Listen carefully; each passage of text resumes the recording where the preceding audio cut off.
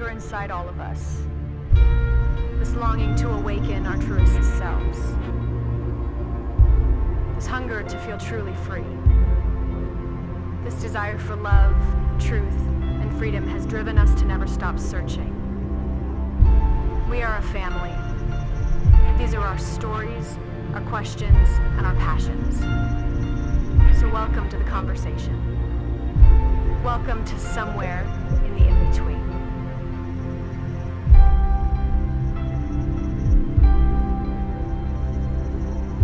Well, all right. Welcome back to the podcast. Today, we're going deep. We're diving in. Because I don't think the last one was deep enough. No, definitely wasn't We're deep just enough. like a little baby pool. We're just like, The we're not world going is deep. ending. We're like, chaos and pain. Everyone's like, why? This is Why the real are we downer. doing this? No, so we did. We dove into a bit of chaos. Yep. Last podcast. We just like to say it how it is. Yeah. You know, we Come just on, like guys. going We for don't have it. time to sugarcoat it. No. Yeah. Uh-uh. No. We No. are done with that. That's not how we do life anymore. No. And like we we're said- talking about the real stuff, the stuff Yeah. that counts. Yeah. You know. Yeah. Like we said, we've been in this for how many years already? A long, long time. So I think because we did dive into, we just kind of scratched the surface on our stories and chaos and kind of how we started this whole journey of kind of becoming students of ourselves and students of our past and our pain and just learning to kind of heal and release and become not become better versions. I don't like using that word because that to me implies that it's something outside it's of revealing you. more of It who is you revealing really the are. truest self. Yeah. And I Yeah. think that is has been my biggest takeaway from this all these years of this is that it's not that we're all trying to get to something outside of us. It's always in there. It's just learning to get rid of the things that have been blocking your truest self, your most free self, your happiest self. And Yeah, it's not some out there thing. No. Like we're always striving towards this Yeah. goal. We're No. always going at no. It's the awakening to who we've always been created to be. And so because of that, I feel like all we had become students of were the things that blocked our truest selves, were the things that hindered our truest selves. Because I think you kind of grow up knowing like, oh, I'm wired to be bold or I'm strong. And you feel that at a young age. And then life starts throwing curveballs and you start to feel like, oh, I'm not as bold as I used to be. Or As I'm not as fearless. crazy as I used to be. Like, I don't know. You just start to see that kind of, Creep in. yeah. And so much of this journey through our 20s for the three of us was really just kind of unlocking kind of your most childlike self, your freest self, your truest self, and getting rid of those little things that you used to protect or, you know, whatever it may be. So I think going forward, letting people in on the conversations that we've had of our own journeys of how did we get here? Yeah. How did we arrive good to the Lord. moment of going, I want to deep dive. I want to work on my stuff. I don't want to blame anyone for what I'm feeling. And I don't want to freak out. Yeah. I want to accept this moment for what it is, but I want to grow. I want to heal and I want to become fill in the blank. And even like going, how did we get to a place of going, I'm not embarrassed to talk about these things? Yeah. Because I think with our respective careers that, you know, we've all been in very public careers. Yeah. And it's not, I mean, it is definitely getting more normalized now to talk about these things, but it's like, I'm so fine talking about the struggle and the anxiety and, you know, all of that stuff because it's not a big deal. It doesn't define me. Yeah. Right. And so it's like, how did we get to this place of going, this is a normal part of life. This is the path that we've chosen and we're choosing. I don't know. Like, I think that would be really cool to dive into that of going, how did we know we were ready to do this? Well, I think before we kind of dive into our careers and like what happened kind of in our early 20s, we were all three of us, because we are family. Our dads are brothers. Yes. Lauren and I are sisters and Sarah's our cousin. And so, yeah, our dads are brothers. They had a band back in 82. So sweet. Yes, they did. And I was the only one around for these moments, guys. Wait, but you were? I was was around. Wait, yeah, were you born when they made the record? I was. What? I was. I didn't So think Wait, you who's on were. the cover? Isn't there That's my someone? brother. that's my brother. Yeah. Oh, wow. So it's my dad and my brother, and they had an album out. I'm dating myself right now. Okay, so they had an album out back in 82. And so when they would go play bars, I mean, some of my earliest memories is I'm sitting in the bars listening to them. They would let me get a Shirley Temple. We missed out. And Oh yeah, my you guys God, missed I had out. no idea you were alive for this. Yes. Yeah. Wow. So I would listen to them do all their songs and their James Taylor covers and their Beatles cover. I mean, our dads could literally someone could shout from the bar. Someone could just shout a song, and our dads would just be like, "Yeah, we like," because they've heard it once. Well, they it still could just happens. That still happens right. every It's Christmas, insane. every get together. Yeah. So obviously being raised in such a kind of a go get 'em musical, like go conquer the world, and our dads had two of 14 kids, and everybody in that family is like goes out and makes their mark on the world. They're all extraordinary. So we were raised in homes with fathers and mothers that were just so like, you can do anything. We support you in anything. They really encouraged getting out there at a young age and knowing your gifting at a young age and just stepping out in whatever career you wanted at a young age. And so being raised in those kind of homes, it was very powerful. It was very, very strong. We had good lives. Absolutely. We have very supportive parents. Yes. Yeah. And so it's funny when you even do a podcast about darkness and chaos. I know. Everyone's like, And we still "Ooh, what are have your amazing skeletons?" relationships Yeah, with we all do. of our parents. Absolutely. Yeah. And I think people are waiting for, what are the skeletons in their closet? And Right. not that Like, what is this like darkness that they're talking? What is going on? podcast 4, You know? you will find out. Right?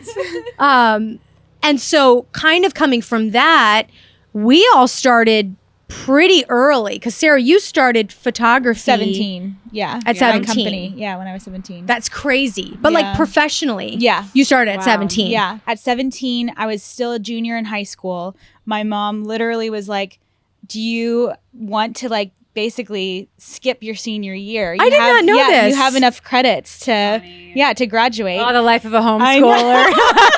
I think we all skipped that. We did homeschool before homeschool was so That's right. Like, it's 2020. Yeah. cool now. Oh yeah, no, exactly. It's so relevant now. I That mean, I and was like baking bread. I was Oh. doing that back when I was kind like of everything 8. that was happening at Yeah. our, Oh, yeah. like the health food, Oh, the yeah. homeschool, having kids But at when home. we did this, how many homework, years? Yes. Your house. Quarantine started Yes. when we were in preschool. Absolutely. Basically. When we- Basically. Yeah. Hey, it happens, but now Exactly, it's cool. I know. When we were exactly. kids, it was like, ugh. And now, like, homeschool moms are like heroes. Yeah. But before, No, like, exactly. and to me, they've always been heroes. But before, it was like, where's your Yes. blue jean jumper and, you made know, fun of. yeah, like I would matching always, I would always try to outfits. rebel against that. Though, Yeah, a bit. but like I'm my mom made my us have plaid matching pants. outfits. That was I way was young. jealous though, and you guys actually you were had jealous of our matching outfits? Well, you had matching rainbow Christian, or no, not that was our school. What was the name of your school? I'm not telling the I'm name of not our saying school. it. Okay, well, you guys had our letter Letterman jackets. Yeah. Yes, we did. Yes, I love that we're not going to say the name of our homeschool. Because I don't want anyone to Google it. Right? Because I got in trouble in school and it might be on the internet. Right? I got kicked out. I was I prom was queen. suspended. Oh my god. You know, She was an unruly in child. homeschool. Oh my god. So anyways, skipped yeah, so I senior skipped year. senior year. I went on to shoot several weddings that first year. Just through friends, and then I kind of had a friend who was like trying to refer me to somebody else that was just a acquaintance or whatever, and they were like, do you have a website? And I was like, I will by this afternoon. And so I literally started my company just from yeah, my brother helped me just kind of get up a whole website and everything. And so from there it exploded like really quickly. Like within like a very short amount of time, I was shooting tons of weddings, traveling for weddings. I had interns. I was teaching internships. Oh, I remember that. Were we Yeah. already touring at this time? Yeah. So if you were 17, we would have already been Yeah. Yep. doing the band. Okay. Yeah. Okay. So I hit this point where I was was kind of blowing up in that world, and then I wanted to move on to kind of do music, photography, and all of that. And so then I moved down to Nashville when I was 21, and then kind of had a little in between season where I was like, I don't know what to do, and then I started working with my current business partner, and right when we started working together, all of a sudden everything exploded, and I thought I had hit some sort of plateau. I was like, oh, I'm this like young photographer, like everyone thinks that's amazing, and I hit 21. I'm like, well, it's normal now for everyone to be a photographer now or whatever, and so I thought I had lost my relevance, and then all of a sudden like 23, 24 hits, and I'm literally shooting the biggest stuff that I had ever shot, and probably will ever shoot potentially. It was like you can't get bigger, and so to have all this stuff happen and to at the same time be kind of noticing little things throughout all of it, where it was like you were saying earlier, where there's these moments where you just all of a sudden start realizing, wait, where did that go in me? Why don't I feel like myself anymore? What was that for you? What was that piece? Like, was it something specific?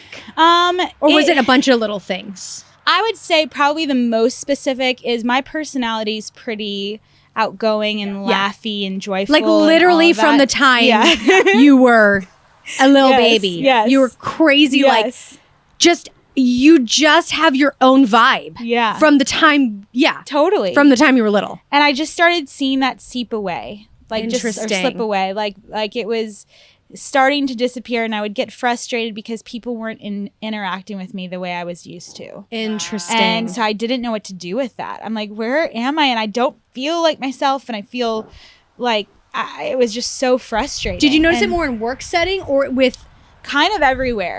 But my work is very wrapped up in my social life. Oh, yeah. Like it's kind of one and the same. Yeah. And so, things just really started coming to the surface, boiling to the surface more and more, to the point where, there was times where, I'm huddled in a ball on the bathroom floor, just not able to stop crying and texting. On a shoot? Oh, no, thank God. But like just traveling for stuff and being like so sad and feeling so just like this isn't me, so low. I was straight up depressed. And wait, what age is this by? This is this started hitting, I would say, so I'm 33, probably 7 years ago. Wow. It's like something like that. And and it started getting worse and worse. Just by I started seeing like certain patterns would just always happen the same way, and within rejection and within all of these areas. And it gets to the point where it's unbearable. And because you start seeing patterns just start seeping up. Like, that just happened. And then that happened again. Yeah. It's and crazy. Especially when you start thinking, well, if every single person is interacting with me in the same way, it must be me. Wow. And so the way I was viewing myself. I will say, I believe you felt that because you were aware. Yes. I don't think a lot of people think that. I have to say, most people are like, well, everybody around me is terrible. Yeah. I'm going to get rid of everybody. All my haters. Yeah, right. They're so toxic. That is something that a lot of people would comment to me about. They're like, Sarah, why aren't you just walking away from this? Right. And they're like, you just keep putting up with it. And, that's a different type of processing. Like that is like a lot of people, if there's a codependent scenario going on, you just keep staying around. And I had a lot of codependent relationships in my life. Did not realize that until later on. But, so I finally hit this place where I was like, I cannot handle this anymore. Wow. And it was just here and there I started noticing like little trickles of people commenting here and there about like the people who would comment. I'd be like, no, F you, oh my God, like this is but what kind of comments? Just like you are so needy, you're so you're so like just things that like that were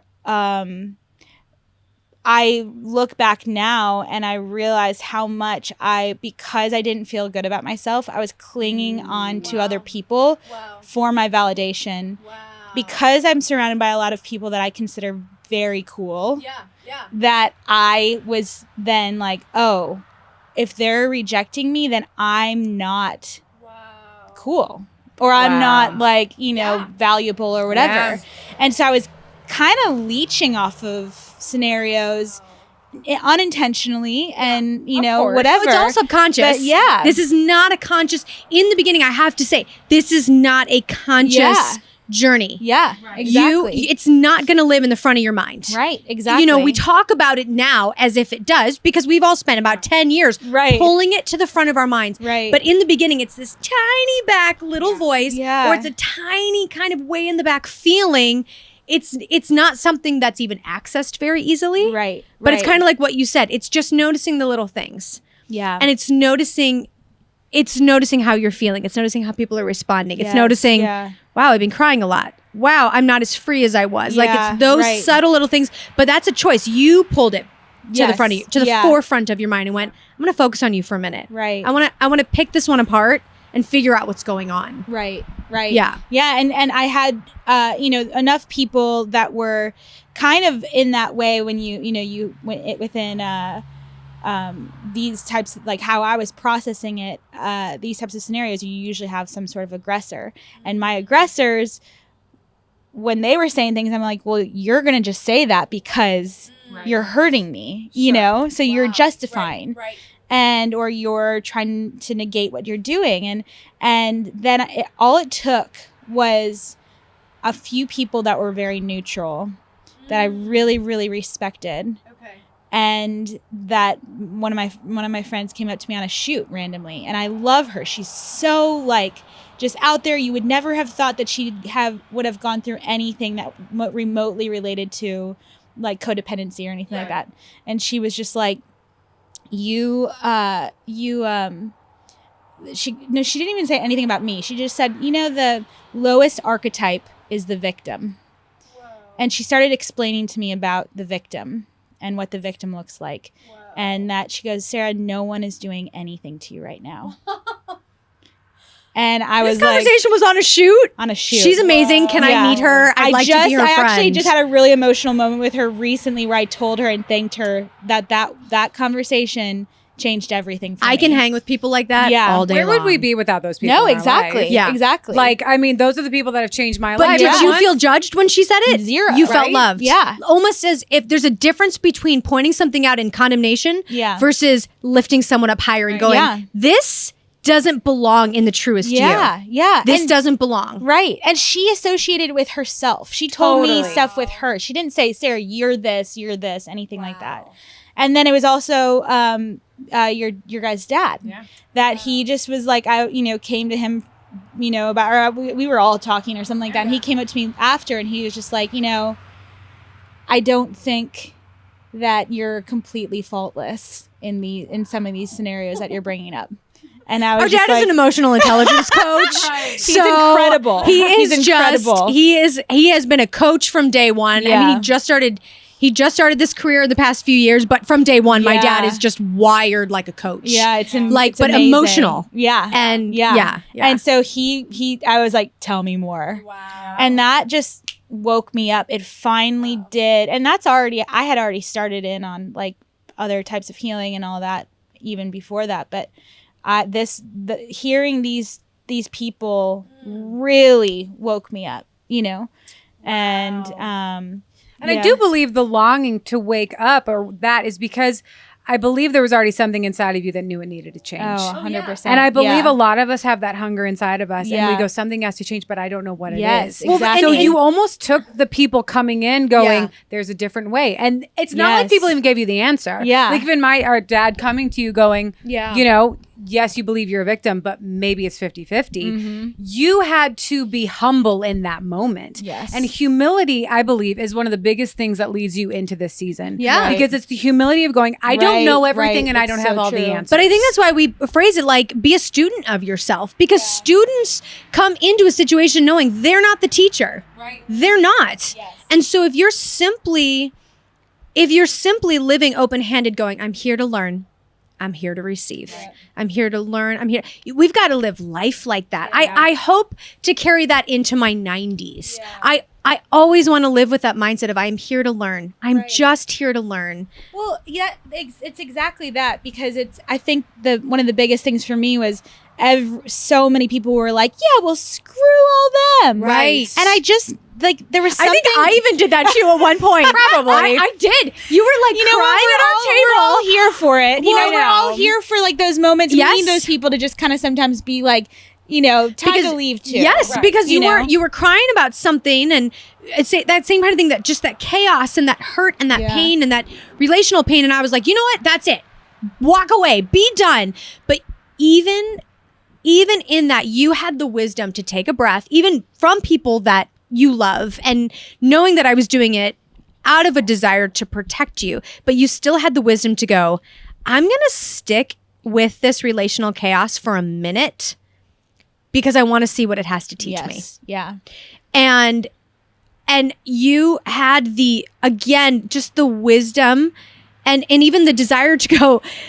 I think in the back of your mind, you were probably thinking, but if I leave this lesson will follow me. Yes. Because here's the reality. Yeah. We think we are just like putting it on someone else, burning the bridge, walking away. Guess what? It is going to follow you over that burned bridge. And then you burn another bridge and it's going to follow you over that bridge. God, the energy of the world, the universe, it has a way of always bringing to you your life lessons. Right. And the reality is you are put on this earth for a reason. Yeah. Every single person is. And we are designed with something unique inside of us. And our journey on this earth is going to be to get rid of the things that hinder our truest selves. Right. Therefore, that is why I believe those lessons follow you everywhere, because those lessons have to do with you becoming the truest version of yourself. It's almost like we draw and attract the lessons we need to emerge into our most beautiful, truest selves. Right. Whether we like it or not. Yeah. It is the energy of the earth. Right. And it's like you chose your path of most resistance. Yeah. Because you went, this is my lesson. Yeah. I'm leaning in. Yeah. I feel like most people resist it till they're about 40, and then you see those breakdowns, And that's and they can't resist It really it is anymore. so true. Nuts. Yeah, it's crazy. Yeah. It's crazy. Yep, and you see a lot Menopause of bridges. just brings it up out of people. You're not wrong. But I think that's I was just thinking something that, like, some of the poorest people in the world are the ones that everyone's scared to share with them what they see. So I know a lot of people who everyone's terrified to maybe share, like, hey, this is like, you have something on your face. Right. And everyone's letting them walk around with it. Wow. Because everyone's either terrified or not close enough to them or something like that to let them know.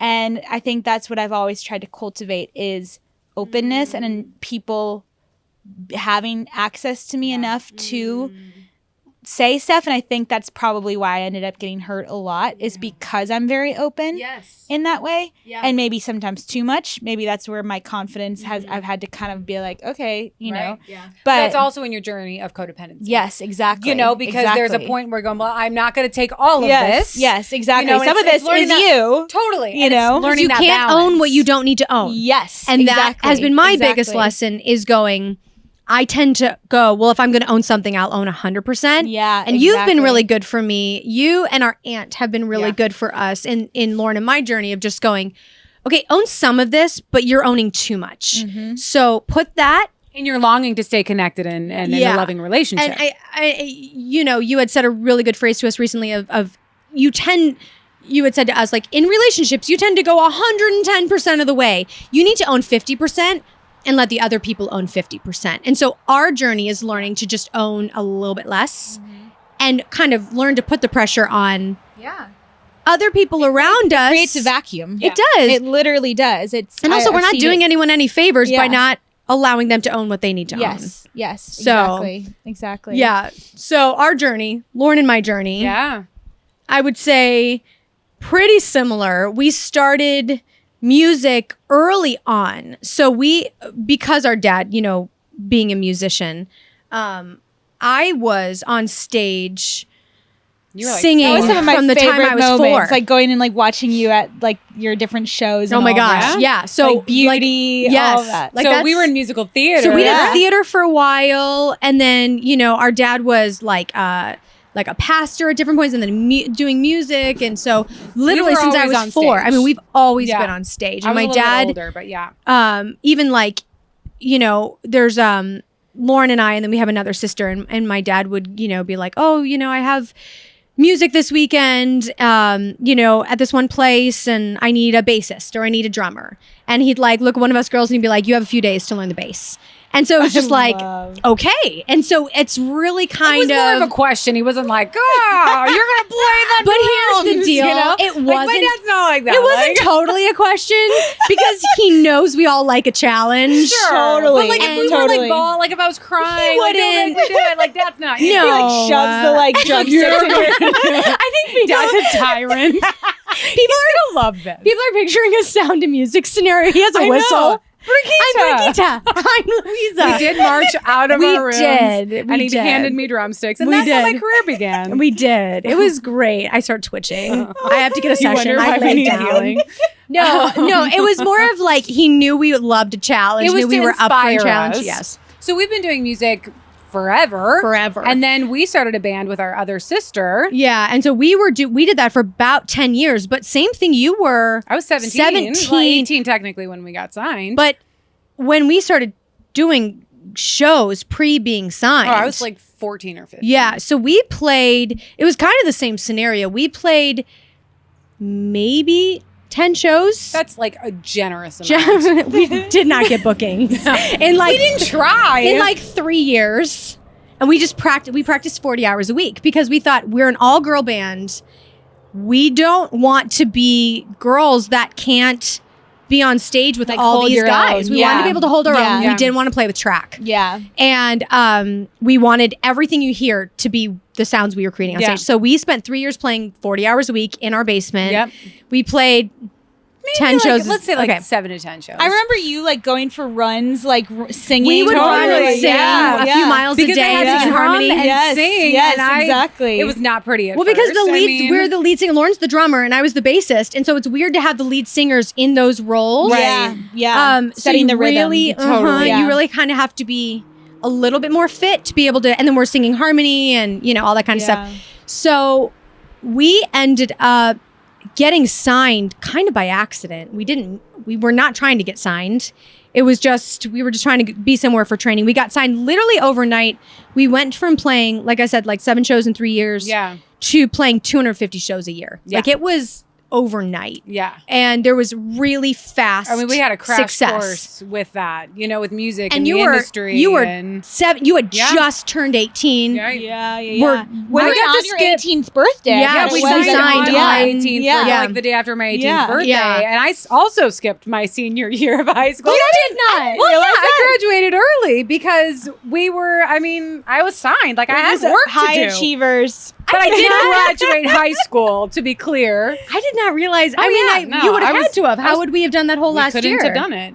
So so I ended early. So then we just overnight you hit this level of full speed ahead, no looking Right. back, and it was awesome. Like it was really fun. It was incredible. It was just such a fun experience, and It was you fun just- doing it as sisters, and then our Yeah. parents Oh my gosh, were our our managers. parents are and- literal saints to come out on the road with us and just take care of kind of all that. They took care of all the busy work. Oh, and they were it was amazing. amazing. They were saints, and So it was the 5 of you guys it on was the bus. So then you have Yeah. that family dynamic. Yeah, exactly. And- Which like is Exactly. awesome, but then once again we're talking about chaos and wounds. Yeah. If It you don't work with all- your stuff on your stuff, Yep. it's like I'm going to interpret the way my dad did something because I didn't deal with because I'm actually living out a wound from my childhood, and so it's like perception, but perception is reality. Perception is And 100% reality. And so it was just very. Yeah. That's when and it wasn't obviously just family stuff. There's a lot of stuff that created into the chaos and the craziness. but success and alone creates chaos. that is a It magnifying does. glass. Like, it does. I Just know the that's pressure. a crazy thing to It's say. the pressure. And I it was feel just like. mild Yeah. success for us. I mean, like we were successful, but I mean, it was in the Christian market, and it was, it was. I couldn't imagine the fame from like that. Like if that was No, No, but there was signing lines that would go for hours. Right. You know, like there was levels of success that was like, I mean, you Yeah. guys were interacting with people every day. Every day, all day. Tons and Mhm. tons Yes. of people. And then- sold out shows. Yeah, And, yeah. you know, what Never Alone was on the charts for how many weeks? Like It was like 10 Was it, or 14 or 14 something? weeks. Something, and number yeah, one, like, yeah. yeah, and that was like record.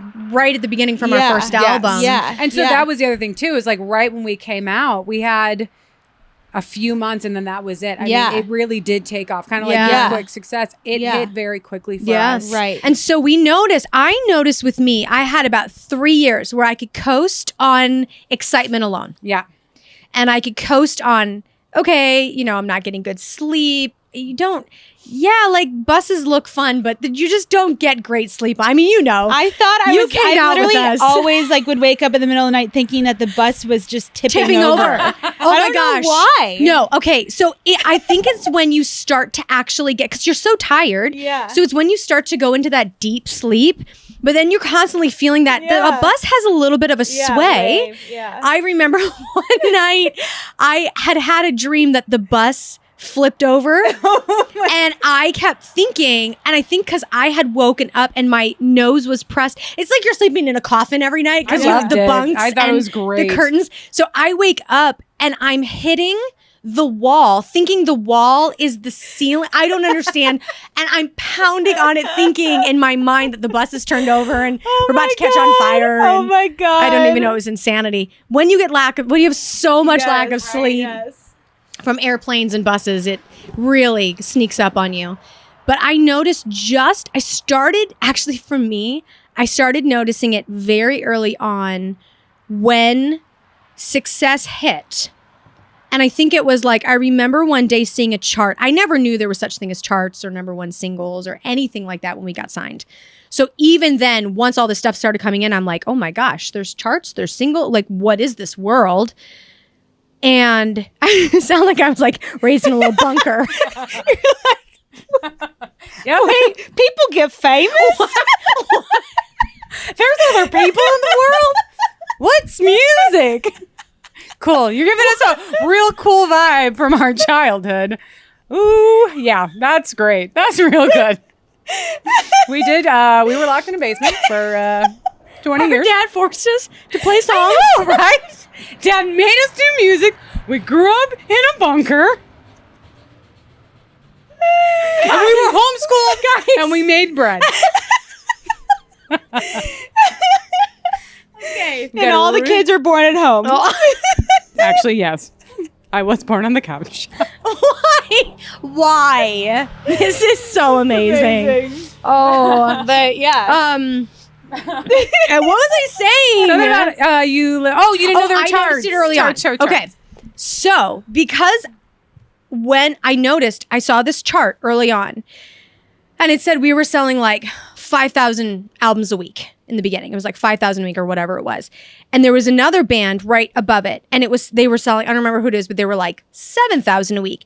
And I felt this catch in me. And I was like, well, suddenly I noticed, because I'm just a very optimistic person by nature. I'm very grateful, just literally from the time Laura and I were little, just by nature, we're wired like that. And I noticed my gratitude was gone. And I just went, oh, I don't like that. What just happened? But again, you're like going so fast in life because the success is taking off. So I just went, I will compartmentalize that. I don't have time to stop and look at that, because the reality is we were raised in a home where my parents' biggest phrase to us was question everything. And they always taught us, like, if they would always check in, like, how's everyone doing? And if you'd be like, I'm really angry today, and they'd always be like, anger is a secondary emotion. What is under anger? So you couldn't just say, I'm sad, I'm angry. My parents were literally like, Made you think about it. Like, why? Yes. Why are you feeling and that they would just emotion? sit down. They'd go, where did it start? Is it from an old memory? Is it from your childhood, even though you're a child? Like, this was very normal life for us. So we were very used to thinking like that and processing like that.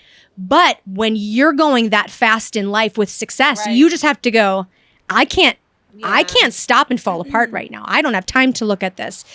And so I started noticing when charts would come up, when sales would come up, something I never thought I would have an issue in because I didn't even know that existed a few years ago. Suddenly I know something exists and it's stealing my gratitude. So for a while, I started blaming our songwriting and in my mind. So then I started going to, well, we must be the problem. Well, what's going on? Or we're not doing as well or blah, blah, blah. And I just started observing early on. And then you just push out of your mind and go, that's not me. That's not me. And so it started to bother me because it's so not who I am. But it was those little things in the beginning that I started going, I'm comparing myself. Yeah. I don't. Did you feel like you were trying to control anything at all? Like, looking back now, after doing years of, different sessions and things, looking back now, I tie that to the fact that I had so many underlying issues of insecurity. yeah. That I had truly stuffed down deep inside for so many years. And you can point back to, I was horribly bullied in grade school, not homeschool. Hello, everyone. I was her biggest bully because she was a mom as the teacher, bully. She really called me out on that one. So this is why we're here. Sarah, take it away. Lauren. Jeez. Okay, you did go to grade school. No, I did go to school till 4th grade. Okay. It's actually the reason mom started homeschooling was because of me. And, you could point to, I was bullied horribly for those years. And just the things, I was that kid that would be in the middle of the playground and all the kids would be circled up around me. They had written songs about me and they'd be singing and I would just Not like good, like musical theater songs. No, not like, she's amazing. Weird. It's like we didn't write that before. I'm amazing. And cut. That's the song they sang. I was leading the group. Once again, it all comes back to me. Lauren was my anti-bully. Right. I guess I would be a cheerleader. Oh my God. So, so I went through those years, but after 4th grade, and then I was taken out to be homeschooled, I went, I'm so grateful to be homeschooled. I'm so grateful to be out of that because they had even put me in 2 different schools. And that followed me in both schools. Right. So you go to one school for 2 years, they're all saying literally circled up, she's fat, she's ugly, she's stupid. She's every single day, and even the teachers would join in when I'd come in the classroom sometimes and be like, she's so tiny and short and everyone laugh at her, right? Well, then they put me to another school. Same thing. It's insane. So then you start going, oh my gosh, this is true. But I buried it in 4th grade after I was taken out because then I'm surrounded by people who love me and they put me in theater and all theater kids are weird like me. And so I finally fit somewhere. Look at that though. In a way, like if you say you were an adult and you just left that situation to escape it, you can kind of easily bury if you go into an amazing situation. Oh, you right after 100% can. Yeah. Because it did not resurface until I got really successful. Yeah. I had no idea that was still buried deep in there until I hit this level of success, until I hit a situation where comparison could be offered, where comparison actually could kind of thrive. That was the first time I went, oh, I need to be as good as those kids. Mm-hmm. And that kept resurfacing and and I didn't know why. And it wasn't, there had been a few other instances in my life of really deep rejection from some prominent people as well in early childhood. Not me. Once again, I'm clean. Everyone, I'm a good person. But again, the amount of times you have to say that it wasn't you. I know other people. No, I'm your main person. Oh my God. But again, I had buried all those things. Yeah. A lot of those instances did not come out until I did sessions about why do I keep being triggered? And why do I have so much anxiety? And then suddenly, oh my gosh, we're seeing our pictures everywhere. You see this, we were driving in like Brazil and you see this huge like billboard of our faces. And I go, I go, wow, this is exciting and I'm so grateful. And then something in me goes, oh my gosh, I'm so ugly. Oh my gosh, why would someone want to look? But it's a small voice. Wow. And you can easily go, push it aside, push it aside, push it aside. And I had done that. At that point, I feel like I did that for about 6-7 years straight. And into this, just going through our career. And I think I just was like, I don't want to do that anymore. And I think for me, I don't really know like the main moment where I was like, I don't want to do this anymore. I think I started noticing as I got closer to 30s, I just went, I want to have a different life experience. Yes. That was more what it was for me, is I just went, okay, look at this success. Look at what we have. Why am I not fully locked into just appreciation and gratitude? Why can't this be enough? Why am I always still comparing? And I think I just kind of went, and I know it's weird, like I wanted to be able to look in the mirror and think I was beautiful instead of choosing to think I'm beautiful. Totally. I wanted to look at a poster and think that I loved that instead of choosing to think I loved that. I wanted there to become to just start to have a natural flow of life. And I felt like I wasn't able to access it, and I didn't know why. And it was surprising me that I wasn't growing like I thought I should. Yeah, right. And that for me, that was really, it was my desire for more. Yeah. That started to kind of make me go, I think I might want to get help. Yeah. Or talk to someone or get a session. Yeah. So. And I agree. I mean, like we said, it happened very early for me. I was 17. And I think it kind of was the same thing. And I feel like all of this goes down to like, it's like a self-worth issue. Yeah. It's a value issue. It's a lot of it is going, I know I should be more secure. I should be more grounded. I shouldn't, like, for me, my big thing was anytime like a wave would come, right? Like it would be a wave of chaos from something going on at the venue or something happening or a choice that was made that I felt I didn't want to, it's just whatever it is. It's business. It's everything. It's no one's fault. It's just the way business is. Yeah. And it's like, I would get derailed. Mm-hmm. Like I would be so anxious. And then it was once again, what is everybody going to think about me? Are people going to think I'm cool?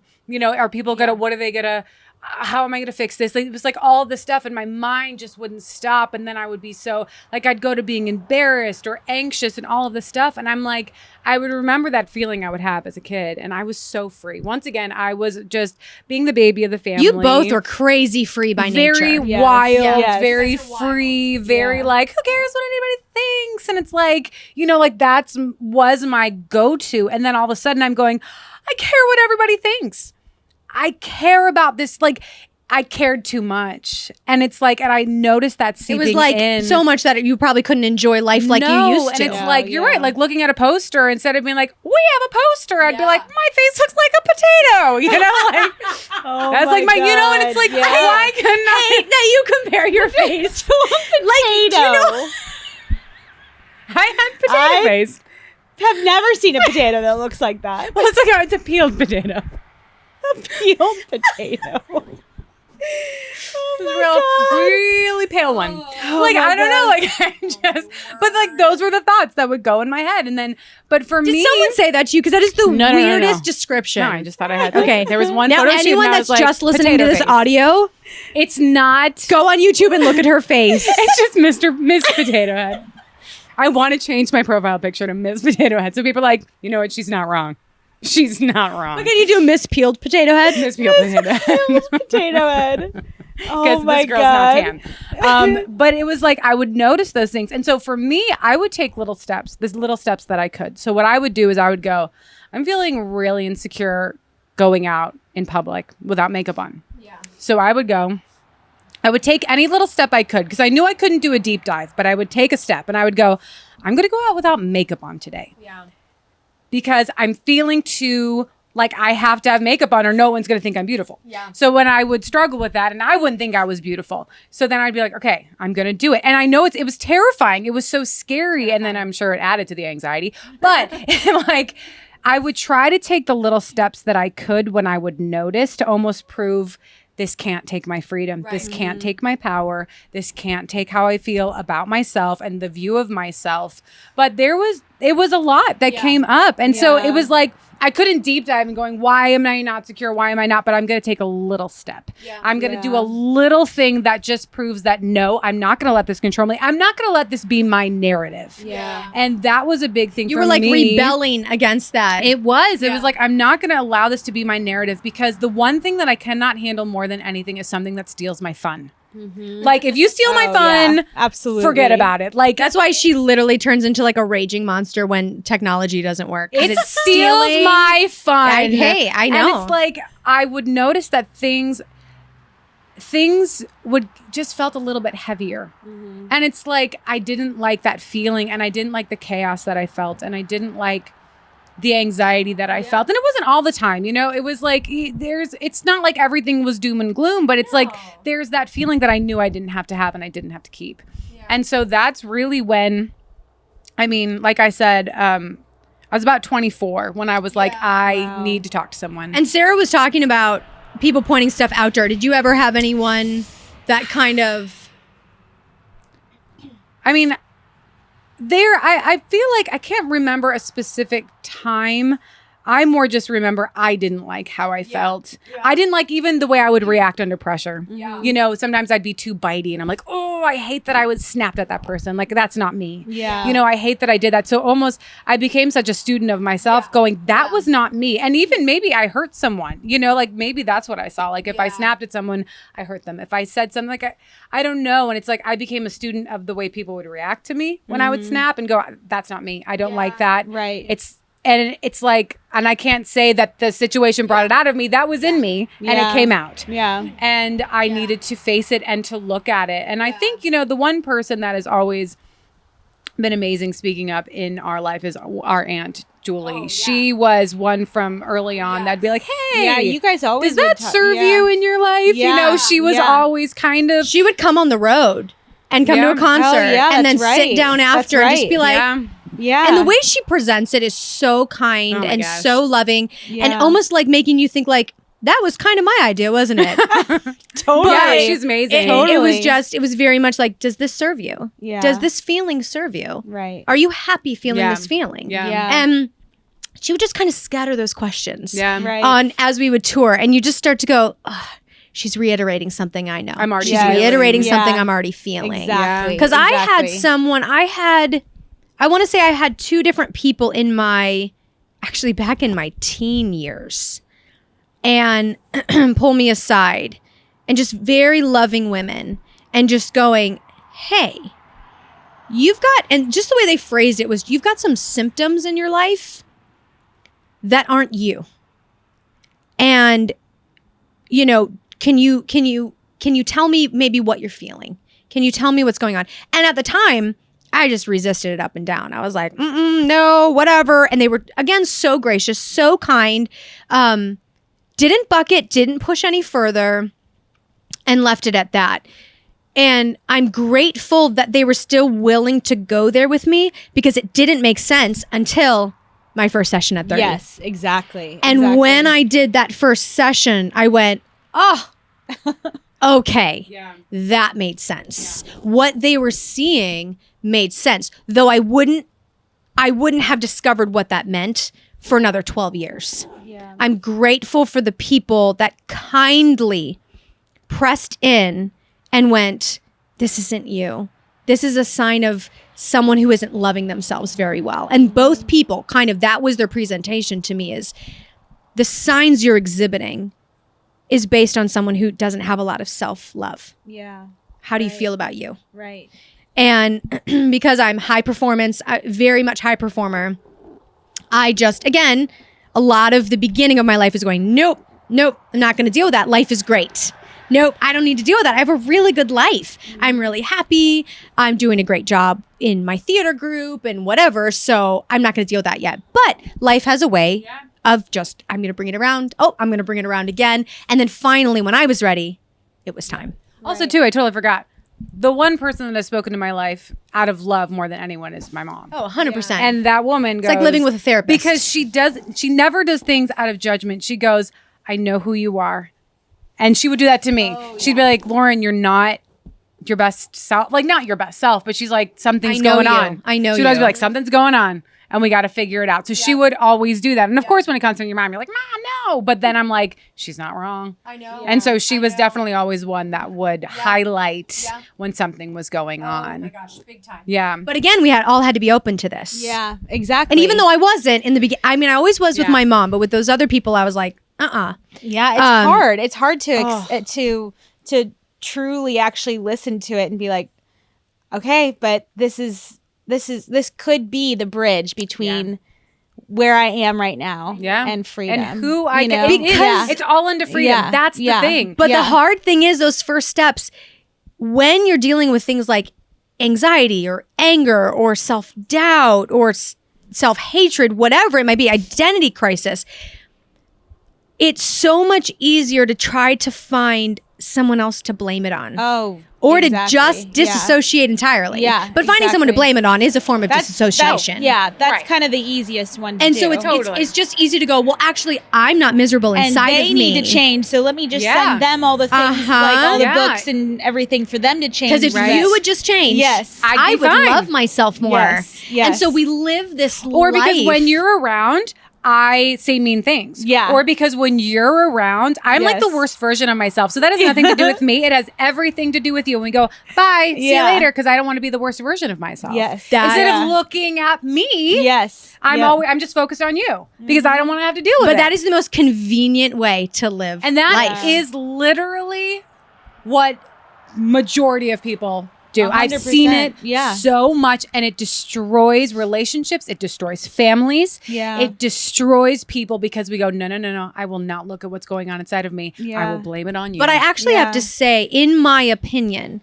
that right there is what has caused the world to look very ugly. Yeah. absolutely. Is when we as humans believe we are not capable of having a problem. Yes. Yeah. I'm fully enlightened. Right. I'm always loving. Right. You're the problem. Right. And then we grab someone by the throat and we try to control their life. And we try to control their How they act. Yeah. we try to micromanage people around us. And if they will not let us micromanage them, well, you're out. Bye-bye. I cannot sit at my Thanksgiving table with you. You are not invited into my house. Why? Because I couldn't micromanage you to treat me the way I want to be treated so that I don't get triggered. Yes. Exactly. That is not a way to live Exactly. life. No, However, exactly. unfortunately, that is more common than just about because people actually think that's them being a powerful person. Yes. Right. They're Right. like, look at this self-confidence I have. Right. Look at how powerful I am. Right. You're so powerful. You can get people out of your life that trigger you in the name Yes. of like my self-worth. But again, that goes back to your relationships. When I was like, get out of this. And you were like, no, Yeah. these things I'm in, when you stayed in it. And again, we are another Not disclaimer. talking about we abuse. are not talking about abuse. Yeah. Again, please, if you are in an abusive situation, if you are dealing with an abusive marriage or abusive parents or a spouse, whatever that might be, please, you call someone, get help. This is about the petty things. Yeah. What we are talking about are those small grievances, those small offenses. The But they add up, and They do add up. They can feel in Yes. that moment. It can Huge. feel like An attack. an attack or almost abuse until you. But you know, That's true. Mental abuse or emotional yeah, kind of exactly. thing. Right. Which there are levels for sure of people Yes. of real mental But you and emotional disagreeing with me Yes. and telling me, like, even like telling me something that I didn't want to hear, Yeah. that's just, Yeah. that's no reason Right. for me to kick you But out if of my life. But if you were so triggered in that way to not even be able to hear, Right? you then something might rise up in you that's feels it can feel that it feels I'm- like you're attacking me. Yeah, It feels yeah. like, why are you doing Right, this to right, me? yeah. But that's for me to go inward. And guess what? I'm not doing anything to you. No, you're not. You know, you don't have that power. Yeah, I don't. You don't have the power to make me feel anything. Yeah. So when I get around people and I say, well, you made me feel ... Actually, I Or I get physically ill when I'm around you. Yeah. That's actually not possible. Well, the amazing part is you could gather a group of people and tell them all the same thing, and everyone will actually process it in a different way based on what's going on. based on their past experiences, their past understanding. Just like Their I said, perception. Yes. I perceived success. Why did success for me and climbing the charts trigger a childhood wound of being Right. bullied? Right. Because we filter every single current scenario through our past. Right. Exactly. And if we don't clean up our past and learn to let things go, learn to let things heal, we will always be bringing back into our current situations And old I have to triggers. say, I know people that are like, that's not true. I'm not that person. Let me tell you, Yes. if you haven't dealt with your stuff, you are that person. Yes, And you're just exactly. hiding it and it's going to come find you. I don't think I've met a single person Without No. triggers? without No. yes, not a single person. No. Yes. And if you think you don't have them, Yes. I laugh at that. Good luck that for you. I don't like this journey for you. But also I think a thing that really we had to process through even within our own scenarios is kind of looking back at our lives and being like, well, everything was like, you know, pretty sweet and great. And we had, you know, grew up in the church and our dad's in the ministries and like all this sort of stuff that compared to maybe another scenario where people who, you know, need to go to therapy or need to dive into their darkness have gone through what we would consider real stuff, Totally. you know? Right. And I think a lot of just culture has kind of painted it as like, okay, these are the broken people and they have to go here. Right. And then everyone else, like, you guys have been privileged to not go through anything. Right. And it was almost like, well, no, wait a second. Us as children, the way we process everything. I like what you had said earlier. So children, like as a child, children only see in black and white. We Yes. see in absolutes. Yes. So like, We can't see big picture as children. I also don't have any like wisdom, like, oh, my dad yelled at me because Yes. he had like a really rough childhood. And I'm like 4 and my dad, you know, Yeah. I'm not saying that's an example, but like as an example, like if, you know, my parents yelled at me, I just go, oh my gosh, like There's I'm so not- perceive it. You could say, I'm a bad kid. Yeah. Right. My parents are cruel. Yep. Whatever. A kid, again, sees only black and white. So wherever your brain goes to, Yeah. that is your truth. So as a perception, child. my perception as a child became my reality. Yeah. And children, we hold trauma in our bodies. Yes. Whether it was an actual traumatic experience, not a car accident could do Yes. it. A loud noise while your Yes. dad was yelling But could do even it. just a loud noise of your dad yelling, Yes. Right. your body could process that in the same way that someone else who maybe witnessed a murder. Right. Like if we it's actually get into the literally- psychology Yes, of it, this your isn't some woo-woo thing I'm feeling. Yeah, over, your like- body processes it in Yes. the same way and very black and white. like And you so there are things, regardless of if you've had the most beautiful childhood, which I believe we had a great childhood. Amazing. We Yeah. did. But I still carried things around because there were different tools and different things that I needed to build up in myself that I did not. And I needed to heal, and I needed things that I perceived as a child that weren't actually true that I Right. needed to heal. Right. And those things, when left unhealed, played a big part in the way I perceived the world Right. later on, which is why I went, got to talk to somebody about this. Yeah. I got to do it. And I didn't want, there needed to be no shame. Yeah. If you feel you need help, I don't care about your background, good or bad, whatever it is, get it. And Yeah. don't feel shame about it. Right. If it's therapy, do it. Because Yeah. with us being external processors, with us being talking about everything, I kind of knew my problems going into it. Like I knew what I needed to work on going into it. Some people don't know yet. Yeah. And they're just like, something's going on. Get Yeah. a therapist, get a life coach, get somebody Yeah. you can talk to about it of going, Yeah. help me There's even a lot of great women's groups or men's Yeah. groups. Right? Go Yeah. join a group. Yeah, and we've like been in a where great you kind of, women's group where you guys talk did about one. Yeah. your problems Yeah. and talk about what's going on Right. to figure out what is going on inside of you. But it's Yeah. like, don't be afraid if you've had a beautiful childhood, one, that it's going to ruin anything. Mm-hmm. Because I have to say, it's only strengthened my relationship with my parents. It's Yeah, only same. strengthened my relationships with the people around me. Yeah. Myself. Yeah. Absolutely. So, I mean, some people definitely can use this journey as a way to separate themselves from people because, Right. but then you're not really healing. You're just Yes. looking for an excuse to push people away. Again, you're looking Right. for a scapegoat. Right. Yeah. But if you do it right, if you do it out of love, if you do it out of a journey of self-worth and value and love for other people, value and love for the people you believe hurt you or wronged you, and going, I'm going to see beyond that and have empathy for that person that I believe hurt me. Yeah. It will change everything. Yeah. It will change your relationships, and it's beautiful. And not to be scared, even if you believe that I should just be grateful. I should just pretend, put it in a box, and I'm not going to look at it. Again, that was the majority of my teen years and my early 20s. That's how I'm wired. Oh, I was fine. Everything. Right. I shouldn't look at I had it great. Yeah. Compared to other people. Also, I can just switch it off and then go into happy again. Yes. So why do I really need that? Right. But also, I will say what really helped us, again, being raised by the kind of parents we were raised by, they always wanted to know what was really going on inside of us. And we were raised doing a lot of personality tests because my parents really felt that if a lot of our family nights were we're doing Myers-Briggs and we're going to read about each other and kind of read about each other's personalities or all these whatever different personality tests they would find. When you sit in a group with your family members and you're answering these questions out loud, and I'd be like, oh yeah, this is how, this is who I am. And you'd go to answer it and you'd hear everyone start to laugh and be like, that's not you. No, you're not. And so you'd go, oh my gosh, well, what is the answer? How do you all perceive me? And I started learning in my early teen years going, whoa, I have this picture of me in my mind. But then when you start to hear the people that love you, their real perception of really how you're coming across, I started realizing in my mind, I thought I was coming across as this brave, fearless girl. And people were like, no, you can be a little bit more reserved. And I think a lot of times we perceive ourselves by how we want to be, or even by our understanding of our truest selves.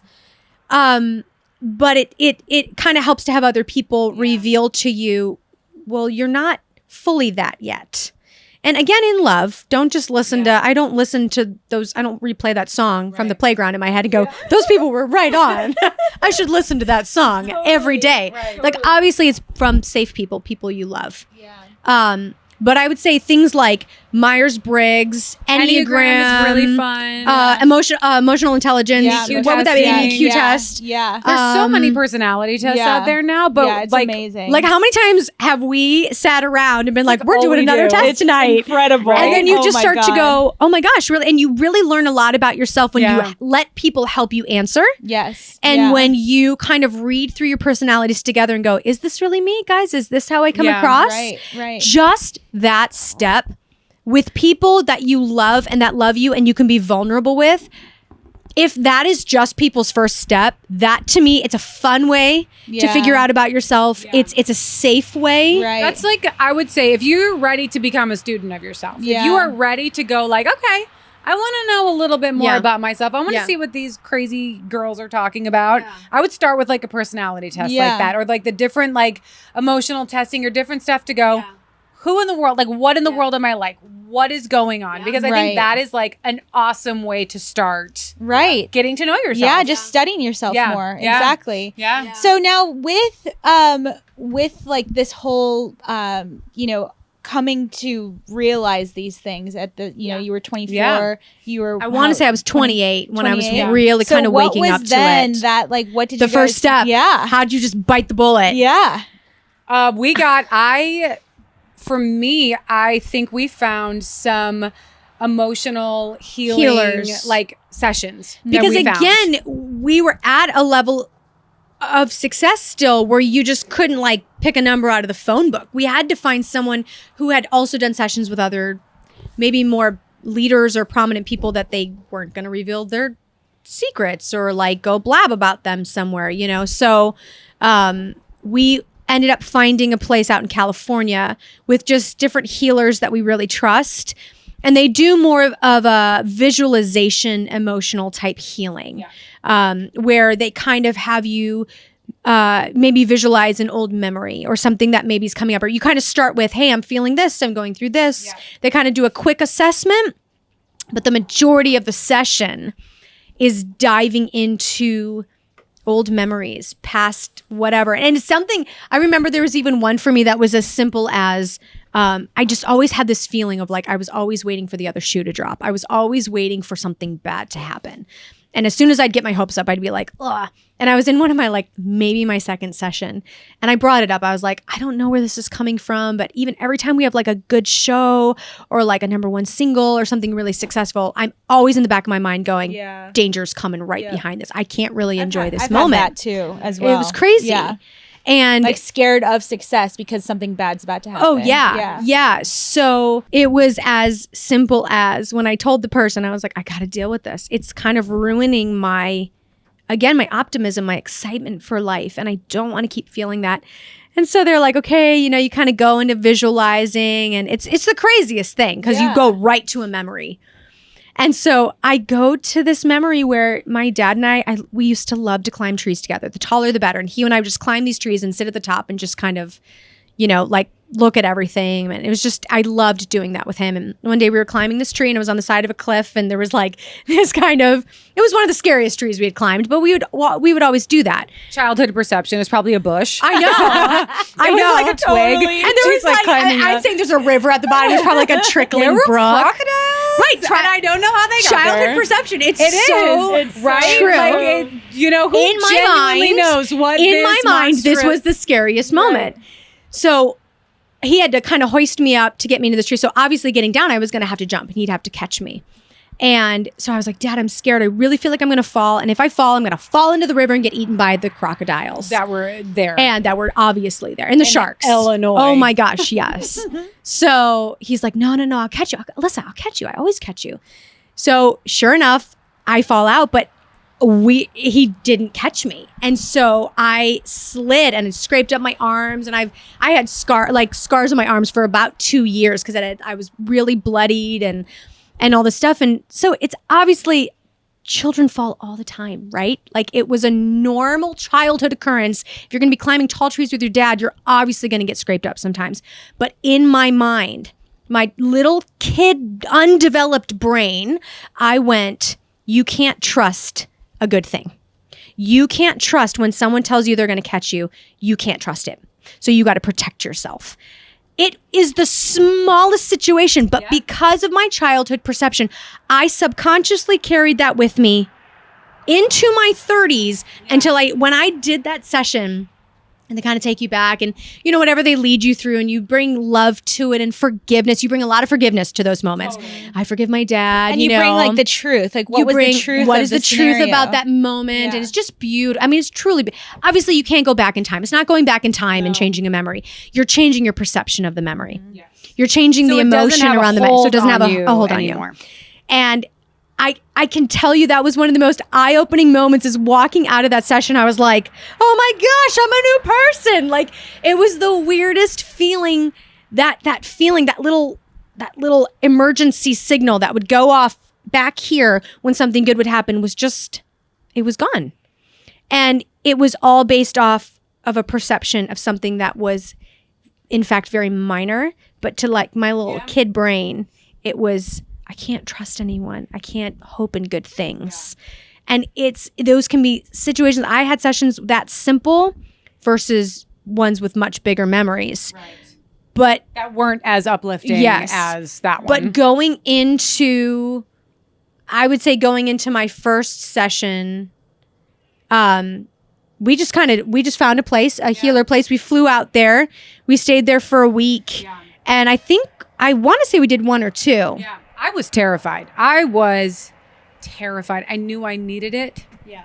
But I was so scared. I was terrified. Mm-hmm. Because once again, we were still in Barlow Girl. We were touring. I was like, it's that like, I don't want to throw anybody under the bus. I don't want to fall apart. I don't want people to think poorly of the perceptions that I've had about the people around me. Like I was terrified. But in that moment, I went, you know what?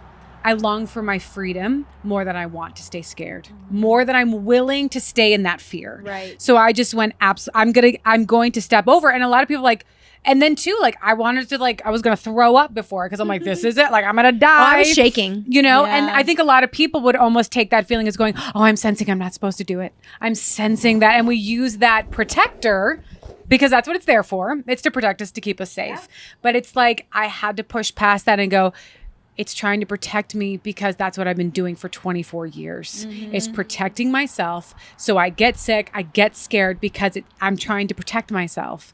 And so I went into that, and it was a good, 3-4 hour session, which is nice because the emotional ones are a little bit longer. And, it was amazing. I felt at the end of it, genuinely, I was like, I want to run naked through that field over there. Like, I felt like a kid again. And I was naked a lot as a kid. So it was like, I just was like, People probably have the weirdest perception of our home life right now. they're Mom seeing and dad like are a potato hippies. running naked through a field. A potato. Back to potato face, full circle. Oh my God. But I and cut. But I felt so relieved. And it's not like all of my problems were taken care of, but I was like, oh my gosh, there's hope. Oh my gosh, I don't have to feel this way. I knew I wasn't wrong. I knew I didn't have to keep these feelings. I knew that I could do it and it was safe. And if I would have listened to the feeling that said, Lauren, no, don't do it. It's danger. Like that, everything was shutting down in my body, telling me danger. And I was like, I will push past that feeling because I know freedom's on the other side. Yeah. And it's been 10 years of that, and lots sessions of healers and now. tons of energy Yeah. healers, emotional healers, spiritual, the whole thing. Physical healers. Yeah. It's all of it. And that was a Yeah. big thing too, is going after the physical healing Right, with, right. because even having to process emotions, there were supplements we needed to be on. Do a whole podcast on physical healing. Doctors absolutely. we needed to go to. Yeah. That kind of stuff, because it's like that, the emotions affect your body. Yeah. It affects your organs. It Yeah. affects those things. And it's like needing. And your body, and it's that cycle. Your body Yes. is affecting your emotions too. Right. If it can't support your, your cortisol, Yeah. like all that sort of stuff, Yeah. it can run Yeah. rampant. What was your first What did thing? you? Well, it actually, because you guys had started before I did, Yeah. and so here I was coming in, and I remember being like, hey, Sarah, yes, session. you guys would, had told me several did. times, and I was really resisting it. You were like, because I think I really was and like it's terrifying. Yeah, and I think I was just really scared of maybe going into the session and remembering something that I had forgotten or something like that. Which happens to a lot of people. They're like, I've been repressing this since I was 3. It does happen to a lot of people, but I was just like, it finally, it hits that breaking point where enough pain, No turning back. there was no turning back. And it was so funny because, I had this session with this guy who did a similar type of healing that you guys went to. And we did it over FaceTime or something. And he knew my parents, and he was like, Sarah, for how much your dad talks about, basically it sounds like you walk on water. Like, you have a lot to go through. wow. And it's like an onion needing to unravel. Like, there's a lot in there. Potato and onion. You guys would make a real good soup. Hello. Stew. I'm more of a roast person, man. And so in that, then, I mean, that wasn't news to me that he was telling me, because at that point, after I did the session, I was like, whoa, Yeah. there was After that first one. so Yeah. much in there. And that it was kind of a combination of doing that I was in a place where I kind of needed it. I think I was doing it about once a week. Oh, absolutely. And and there were 2-hour sessions or so, and I was doing that. And then one of the biggest things, though, when I kind of had my breaking point of like I mentioned in the other podcast about kind of not being able to get out of bed, I was dizzy, I couldn't function. I went on a 1-month anti-inflammatory diet, and that changed everything for me. Like, as far as just even allowing me to start this process, because I was so in meltdown mode that I couldn't even engage in life. Right. So that just at least helped support my system enough to and that included, going to bed at 9 a.m. No wonder why your adrenals burned out. We need to talk about this. 24 hours. But that, kind of a combination of doing that and then diving into these sessions were incredible, and then it, tapered off, and I started really learning how to go through it myself. Yes. But I think, there's so many options for people. It's like these types of sessions, if you have already verbally processed for years on stuff, you kind of already know what to dive into, or there's EMDR sessions, there's like you guys said, life coaches and all of that, there's so many options to dive in. And after I did these sessions for a while, I went into like life coach stuff, and I, like y'all's dad, like helped me through a lot of stuff as far as, EQ stuff and all of that. So I think the key is there's not one answer for everybody. And it's also, there's not one answer for us either. No. That's right. There's it's not like I'm like, I found the answer. I'm going to do that one type of healing. Yeah. And it's like when you get started, you're like, oh my gosh, there's so many tools and different things we could have unto more and more freedom, unto discovering more, unto becoming more. Yeah. And it's like the hunger only grows. Right. It's like, we're never going to arrive. Yeah. We're never going to have the answers. Yeah. It's never going to be that. It's like, oh my gosh, we just get more and more hungry for what's out there and for the different tools that we could have to even help other people and to, I don't know. It's just, it's amazing what's out there if you have the courage to be a student of yourself. Oh my God, it's huge. It's huge. It is. Yeah. It's so worth it. Yeah, it is. So worth it. And I didn't know I could feel like this. Right. No, I didn't either. That's the thing. I didn't know that when storms would come that I could be like stand firm. 100%. And sometimes I get knocked down, but I have the tools to get back up. And I have the people around me. Yeah, you don't stay in it nearly as long. You don't stay down. Yeah. And it's like, you have the tools to get back up. You have the people around you that you call when you know you need help. And it's like, I did not know I could feel this free and loving and kind and in my life. Yeah. And you're able to alchemize these situations so much more, because instead of all these situations happening and it beats you down farther and farther and farther. Now that you have the tools, you literally see each situation as another way to grow. Yes. And another way to transform. Yep. And so it's like, it just, the whole thing switches. Yes. Because literally in hard situations become better. Yes. Because I feel like now we're living in this huge chaos, right? It's like what our first podcast was about. We're living in all this chaos. I notice now I can live in chaos and not respond from my 5-year-old self anymore. Not respond from a wound where I was 10. Yeah. This chaos now becomes about this chaos now. Right. Instead of me processing it through my old perceptions. Right. And that's what I love about the inner work. And that's what I love about this diving in and healing up the past and forgiving the past for what it was and learning to release it and to go, it was what it was. I move on in grace and love and acceptance. Because now when we live in chaos and betrayal and brokenness and judgment and pain and sickness, whatever it is, I can face that head on with the tools I have now and not tie it to some old crap in my past. Right. That is the most freeing thing about this. Right. And again, not that we're done, because you'll notice if something old comes up, you're like, oh, I didn't realize that was there. Yeah. Because that stuff's always going to come up. Right. But little by little, we are able to live more in the present. Mm-hmm. And if you don't heal those places, you're actually always living in the past, in the pains of the past. Yeah. And in turn, when you live in pains of the past, you subconsciously begin to live in fear of the future. Yes. And we never occupy the present. Yeah, right. And as we've done the work, I feel we've all learned to love the present a little bit more. The present in all of Even its chaos. Even if it's excruciating. In all of its It doesn't have to be pain. perfect. Yeah. It could be a mess. Yeah. Yep. And I can go, but I know am who in the I am. here and now. And It is what it is. Yep. I will learn what I need to learn here. Because, wow, isn't this interesting? It's another storm. Yes. Instead of going, wow, this is just like the storm when I was 5 and then 7, and then like it getting that doesn't have a response. hold on you. No. You And know? you just learn to go, this is just another storm. Wow, I've been through 15 of these now.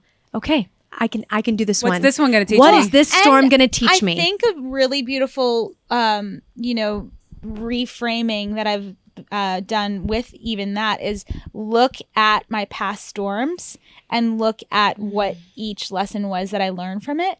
So then I can be like, oh, wow, if I hadn't gone through that, I literally would not have know. become part of this person or, like I wouldn't have like developed that within myself. You learn to appreciate the storms. Yes. It's and so weird. then when you're in the middle of that, if you recall these other storms and then you start seeing what it's bringing up with this one, then you're like, well, bring it on. I know. Thank you. It's true because like know? right now, Liz and I are going through one of the most painful, the most most painful things moments of my our life. Yeah. And it hasn't just been a moment. It's been a few years. Excruciating. It only Excruciating. continues every few months Yeah. to get where, I mean, Yeah. you've sat with us in a Yeah. lot of Excruciating moments. tearful nights. I did not know that I could look at a season like this and bless it for what it has taught me. Because who I've chosen to become when it feels like my world is ending some days, I didn't know that I can go, you know, I'm going to learn a little bit more about love today. I'm going to learn a little bit more about kindness and peace and forgiveness today. And I choose who I can become in these moments. Life does not have to be perfect to learn what you need to learn. You actually learn. If you go, chaos, I see you. What are you going to teach me? And this pain that we're going through, it has taught me things that I actually don't think I could have learned outside of this moment. Absolutely not. Yeah. And it's like I've learned to look and go, I bless this moment. I bless this chaos. And there's no end in sight, but I bless it. And I bless what I'm going to continue to learn in this moment. And I've gotten things here and I have learned things here that I couldn't have learned anywhere else. A lot of what we are talking about here was gained in pain. from this pain. Yeah.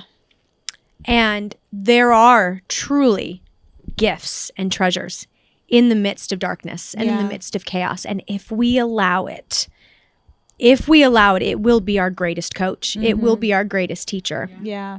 And not to cause us to identify with the darkness, not to cause us to say, this pain is my new identity, Right. but to make me go, I'm greater than the storm. I am stronger than this moment. I am more loving than any judgment that has been thrown at me. And you just start to see, I am not a victim of these moments. I am powerful. And you find that in opposition.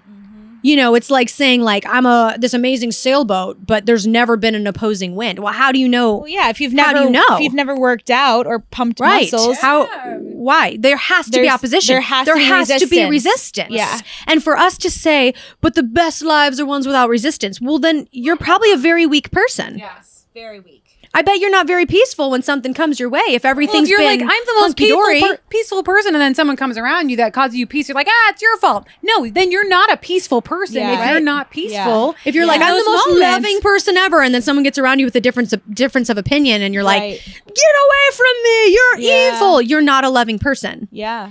And only loving and peaceful when it's convenient. And what I hear collectively in America right now is we are all longing for America to change and to be more loving and to be kinder and to think more about one another. And I propose it starts with us as individuals. Absolutely. That we 100%. don't look outward any longer and we don't wrap our hands around someone's throat and say, if you would change, this world would be loving. Instead, I believe we each need to look inward and say, if I would change, this world would be more loving. Yes. If I could change. Yes. If I could grow. It starts with us. If not me, then who? I can't force this on you two. I can't micromanage you two. I can change me. I the can't change my one thing circumstances, that I learned. but I can change me.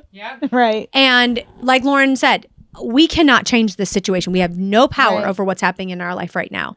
But we have yielded to the process. Yeah. And I have full control over how I respond to this Yeah. situation and who I become in it. Right. Because I could get real bitter real quick. Right. Yeah. And I Right. get real angry. But guess Yeah. what? Yeah. That's not what I'm going to choose I to don't be. give myself Yeah. permission to be that person. No. Yeah. I do give myself permission to look at chaos and go, bring it on. Teach me what I need to know because you're here for a reason. And I think that is what the three of us are the most excited about. Yep. Yeah. Yeah. And I'm glad we got to share a bit of our story and we will dive into more as this unfolds. So Yeah. happy. Yes. Thank you all for joining. Yeah. Bye. Bye.